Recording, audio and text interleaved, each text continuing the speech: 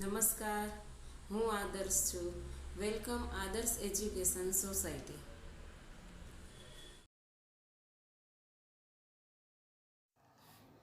કેમ છો બાળ મિત્રો? તમે આનંદમાં જશો. આજે આપણે ધોરણ 8 પાઠ 2 ભારતમાં બ્રિટિશ શાસન તેનો અભ્યાસ કરવાનો છે. જુઓ બાળકો, એ જોઈએ આપણે. પ્લાસીના યુદ્ધ પછી મીર જાફરને હટાવીને અંગ્રેજોએ મીર કાસિમને નવાબ બનાવ્યો હતો. પણ તેના શાસનમાં બંગાળમાં કરમુક્ત ખાનગી વેપાર કરવાની બાબતમાં અંગ્રેજોને મીર કાસિમ સાથે વાકું પડ્યું, એટલે કે એને બરાબર મેળ પડ્યો નહીં. આથી અંગ્રેજોએ તેની સામે યુદ્ધ કર્યું, અને તે યુદ્ધ એટલે કે બક્સરનું યુદ્ધ. જે બક્સરના યુદ્ધ વિશે આપણે પહેલા પાઠમાં તેની માહિતી જોઈ હતી કે કઈ રીતે બક્સરનું યુદ્ધ થયું હતું. આ બક્સરના યુદ્ધમાં અંગ્રેજોની જીત થઈ. ત્યારબાદ ક્લાઇવે અવધના નવાબ અને મુગલ બાદશાહ સાથે સંધિ કરી, અને એ સંધિની શરત મુજબ અવધના નવાબે કંપનીને 50 લાખ રૂપિયા આપવાનું સ્વીકાર્યું. વિદ્યાર્થી મિત્રો, એ સમયે 50 લાખ રૂપિયા એટલે કે બહુ જ મોટી રકમ કહેવાતી, કારણ કે એ ટાઈમે તો પૈસા અને આનામાં હિસાબ થતો. એ ટાઈમે 50 લાખ રૂપિયા એટલે બહુ જ મોટી રકમ કહેવાતી. અને મુઘલ બાદશાહ શાહ આલમ બીજાએ કંપની વાર્ષિક 26 લાખની ખંડણી આપે, તેના બદલામાં બંગાળ, બિહાર અને ઓડિશાની દીવાની સત્તા આપવાની હતી. દીવાની સત્તા એટલે કે મહેસૂલ ઉઘરાવવાની સત્તા. 12 ઓગસ્ટ 1765માં ઈસ્ટ ઇન્ડિયા કંપનીને મુઘલ બાદશાહે બંગાળની દીવાની સત્તા આપી, અને અંગ્રેજોની ભારતમાં રાજકીય સત્તા શરૂ થઈ. આમ બક્સરના યુદ્ધ પછી અંગ્રેજોની ભારતમાં રાજકીય સત્તા શરૂ થઈ. જુઓ બાળકો, જાણવું ગમશે. એ કોઠામાં જુઓ. અંગ્રેજોએ કંપનીની આવકમાં વધારો કરવા ઈસવીસન 1772માં બંગાળમાં એક નવી વ્યવસ્થા દાખલ કરી, જેમાં જમીન મહેસૂલ વસૂલ કરવા માટે ઇજારદારો સાથે કરાર કરવામાં આવતા. જે બોલીમાં વધુ રકમ આપે તેને મહેસૂલ ઉઘરાવવાનો ઇજારો આપવામાં આવતો. આ વ્યવસ્થામાં ઇજારદારો માટે દસ્તાવેજમાં ફાર્મર શબ્દનો ઉપયોગ કરવામાં આવતો. આથી આ વ્યવસ્થા ફાર્મિંગ વ્યવસ્થાના નામે ઓળખાતી. આ વ્યવસ્થામાં ઇજારદારોનું એકમાત્ર ધ્યેય વધુ આવક ઊભી કરવાનું હોવાથી ખેડૂતોનું શોષણ થતું હતું. જ્યારે આ પ્રથા અસહ્ય બની ત્યારે તેમાં સુધારો લાવવા માટે ભારતમાં ગવર્નર જનરલ તરીકે કોર્નવોલિસની નિમણૂક કરવામાં આવી. જુઓ બાળકો, બાજુમાં કોર્નવોલિસનો ફોટો આપેલો છે. એ ત્યારે ગવર્નર જનરલ તરીકે ભારતમાં આવ્યો. કાયમી જમાબંધી. કોર્નવોલિસ ગવર્નર જનરલ હતો ત્યારે ઈસવીસન 1793માં ભારતમાં કાયમી જમાબંધી દાખલ કરવામાં આવી. એમાં શું હતું જુઓ. એમાં પહેલું એ હતું કે જમીનદારને જમીનના અને જમીન મહેસૂલના હક આપવામાં આવ્યા. તેમણે સરકારના એક એજન્ટ તરીકે કામ કરવાનું હતું. બીજું, જમીનદારે જમીન મહેસૂલના 9 ભાગ સરકારને જમા કરાવવા અને 10મો ભાગ મહેતાણા તરીકે રાખવાનો હતો. આ વ્યવસ્થા હતી. હવે આ પદ્ધતિમાં ખેડૂતોનું શોષણ થતું હતું, કારણ કે તેને નિશ્ચિત કરેલું મહેસૂલ જમીનદારને આપવું પડતું હતું. જમીનદાર તેના ઉપર જુલમ કરીને પણ તે મહેસૂલ વસૂલ કરતો. જમીનદારે દર વર્ષે નિશ્ચિત કરાર મુજબની રકમ સરકારમાં જમા કરાવવી પડતી. તેમ છતાં કાયમી જમાબંધી જમીનદારોની તરફદારી કરતી હતી.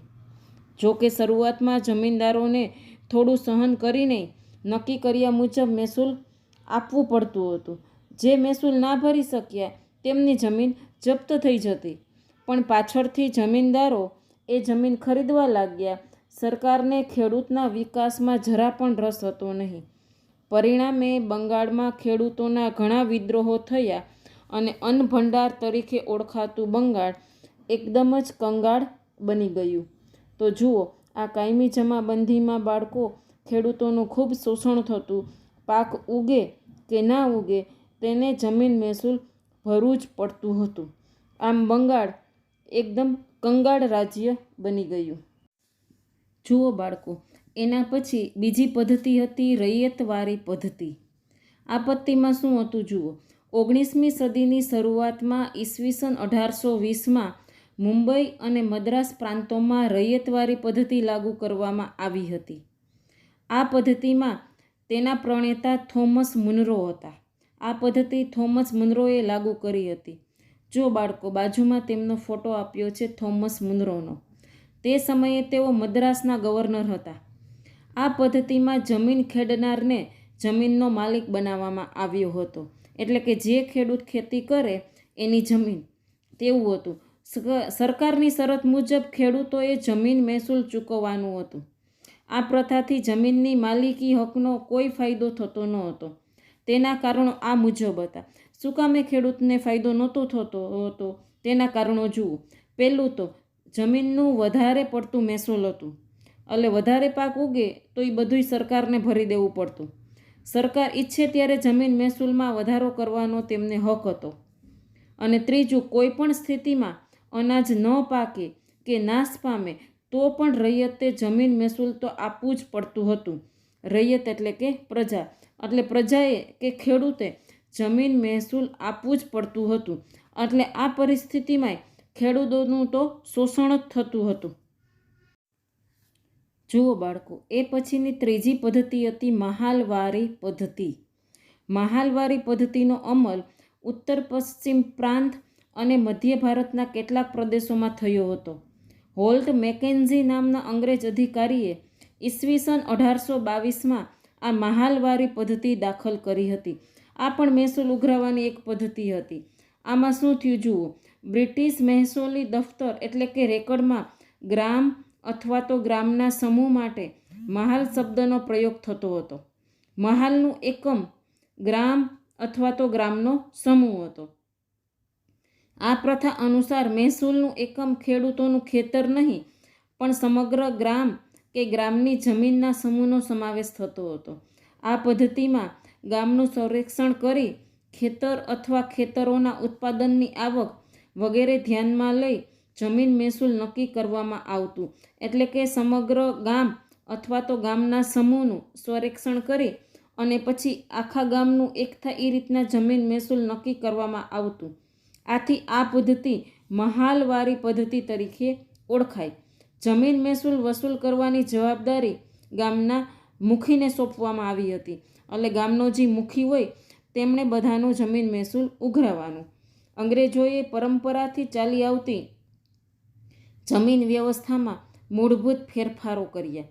પરિણામે ભારતીય ગામોની સ્થિરતા, સ્વાયત્તતા અને સાતત્યતા છિન્ન ભિન્ન થઈ ગયા. આના કારણે ગામોનો વિકાસ રૂંધાઈ ગયો અને આ પદ્ધતિમાં પણ ખેડૂતોનું ખૂબ જ શોષણ થતું હતું. જુઓ બાળકો, આટલું જાણવું તમને ગમશે. ઈસવીસન 1765માં બંગાળમાં દીવાની સત્તા પ્રાપ્ત કર્યા પછી કંપનીએ તેના કર્મચારીઓ પાસે બંગાળની વાર્ષિક ઉપજની માહિતી એકઠી કરાવી. કારણ કે બ્રિટન માટે બંગાળનું મૂલ્ય યુરોપમાં નિકાસ માટે ખેત પેદાશો આપનારું એક ક્ષેત્ર હતું. આથી તેણે ખેત પેદાશો ઉપર પકડ જમાવી. આ રીતના તેઓ બંગાળના ખેત પેદાશોનો ઉપયોગ ઇંગ્લેન્ડને સમૃદ્ધ કરવા માટે કરતા. હવે જુઓ, ચર્ચા કરો. આપણે કઈ કઈ ખેત પેદાશો વિદેશમાં નિકાસ કરીએ છીએ અને કઈ કઈ આયાત કરીએ છીએ, શા માટે?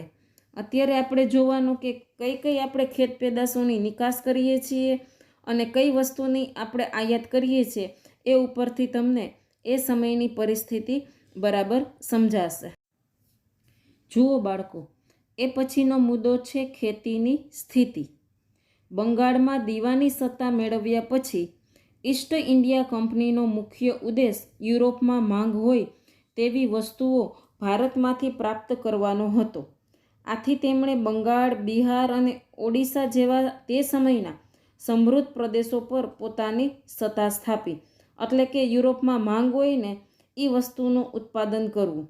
કંપની ભારતના ખેત પેદાશોના ખરીદ વેચાણ બજારો ઉપર પોતાનો ઇજારો સ્થાપવા માંગતી હતી. ઇંગ્લેન્ડમાં નિકાસ કરવાની જે જરૂરી વસ્તુઓ હતી તેમાં ખેત પેદાશો મુખ્ય હતી. આથી કંપનીએ ભારતમાં ખેતીનું પોતાની મરજી મુજબ વેપારીકરણ કરવા પ્રયાસ કર્યો. એટલે કે પોતાની મરજી મુજબ વસ્તુ ઉત્પન્ન થાય, તેનું જ વાવેતર થાય અને એની જ લઈ અને નિકાસ કરે. આ પાકોમાં મુખ્યત્વે ગળી, કપાસ, કાચું રેશમ, અફીણ અને મરીનો સમાવેશ થતો હતો. આ ખેત પેદાશોનું કંપની શાસન હેઠળ વેપારીકરણ થતાં તેની કેવી સ્થિતિ થઈ તેના વિશે હવે આપણે અગાઉ જોઈએ. જુઓ બાળકો, એના પછીનો પહેલો મુદ્દો છે કાચું રેશમ. 18મી સદીના સમયગાળા દરમિયાન ઇંગ્લેન્ડમાં કાચું રેશમ સ્પેન અને ઇટાલીમાંથી આવતું હતું. જો બંગાળમાં થતું રેશમ હાથમાં આવી જાય તો બ્રિટનને સ્પેન અને ઇટાલી ઉપર નિર્ભર રહેવું ના પડે.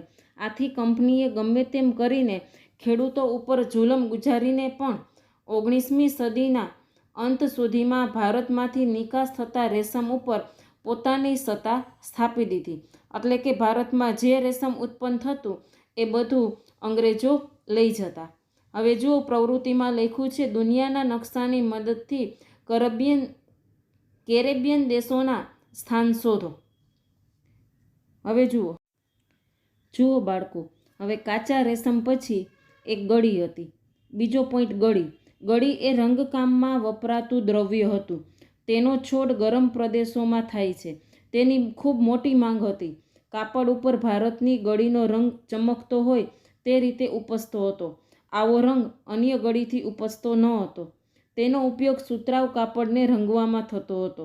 એટલે ઈસવીસન 1790 સુધી યુરોપીય દેશો ગળીનો પુરવઠો કેરેબિયન દેશોમાંથી મેળવતા હતા. પરંતુ તેનું ઉત્પાદન ઘટવાથી ભારતીય ગળીની માંગ ખૂબ વધી ગઈ હતી. આથી અંગ્રેજોએ ભારતમાં પોતાની હકૂમત હેઠળના પ્રદેશોમાં યુરોપિયનોને વસાવી ગળીનું ઉત્પાદન વધારવા લાગ્યા. ભારતમાં ગળીના ઉત્પાદનની બે પ્રથા હતી, નીજ અને બીજી રૈયતી. નીજ પ્રથામાં ઉત્પાદકો પોતાના જળ, બળદ અને ઓજારોનો ઉપયોગ કરી ખેતી કરતા હતા.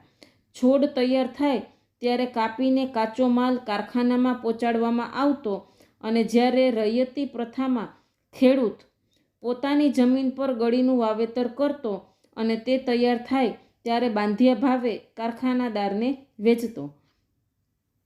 આ પદ્ધતિમાં કારખાનાદાર ખેડૂતોને લોન ધીરતો હતો. આ રીતના ગળીનું વાવેતર થતું. મોટા ભાગનું ઉત્પાદન આ પ્રથાથી જ થતું હતું. હવે જુઓ બાળકો, બાજુમાં બોક્સમાં આપ્યું છે તમારા વિસ્તારમાં થતા કોઈ એક રોકડિયા પાક એટલે કે બજારમાં વેચવામાં આવતો પાક વિશે માહિતી મેળવો. તેની ખેતી, વેચાણ, ઉપયોગ, નિકાસ વગેરે બાબતો વિષયક ચર્ચા કરીને એક નોંધ તૈયાર કરો. આપણે વાલીને પૂછીને તમે આ રીતના પ્રયત્ન કરી શકો. આપણા વિસ્તારમાં કયો પાક થાય છે, કઈ રીતના એનું વેચાણ થાય, એનો કેમ ઉપયોગ થાય અને કઈ રીતના એની નિકાસ થાય. તો આ રીતના અંગ્રેજો ગળીનું વાવેતર કરાવતા અને એનો ઉપયોગ તે પોતે જ કરતા. જુઓ બાળકો, ઉપરના બંને ચિત્રોમાં તમને દેખાય છે. પહેલું ચિત્ર છે એમાં ગળીના કારખાનામાં લઈ જતા નીલના છોડનું એક દ્રશ્ય છે. ગાડામાં નીલના છોડ લઈ અને એને કારખાનામાં લઈ જાય છે. બીજા ચિત્રમાં ગળીના ખેતર પાસે જ એક કારખાનાનું દ્રશ્ય છે. એટલે ખેતરમાંથી સીધા જ છોડવા કારખાનામાં વહી જાય અને એમાં ગળી બને. આ રીતના જો બે ચિત્ર છે, તમે ધ્યાન રાખીને જુઓ. હવે ઉત્પાદન આ પ્રથાથી થતું હતું કારણ કે ગળીના ઉત્પાદકોને વધુ લાભદાયક હતું. એક તો તેના ભાવ નીચા બાંધવામાં આવતા અને ખેડૂતોને તેનું વાવેતર કરવા મજબૂર કરવામાં આવતા. ફરજિયાત ખેડૂતોએ ગળીનું જ વાવેતર કરવું પડતું. જો ખેડૂત ઇનકાર કરે તો તેના પર જુલમ કરવામાં આવતો અને તેના પાકનો નાશ કરવામાં આવતો. એટલે ખેડૂતો પર ઉત્પાદકોની ધાક જાળવી રાખવા કંપનીના મળિયાતિયાઓ અનેક પ્રકારની ગેરરીતિઓ આચરતા. ખોટા હિસાબો રાખતા તેમજ ખેડૂત પાસે ફરજિયાત વાવેતર કરાવતા. કંપનીના શાસકો, તેના અમલદારો, ગળીના ઉત્પાદકો એકબીજા સાથે મળેલા હતા. એટલે ખેડૂતોની કોઈ જ ફરિયાદ સાંભળવામાં આવતી નહોતી. આ અસંતોષને કારણે ઈસવીસન 1859-60માં વ્યાપક પ્રમાણમાં ગળીના રમખાણો થયા હતા. આ રીતના અંગ્રેજો ફરજિયાત ગળીનું વાવેતર કરાવતા અને ખેડૂતોનું ખૂબ શોષણ કરતા હતા. થેન્ક યુ અમારી સાથે જોડાવા બદલ.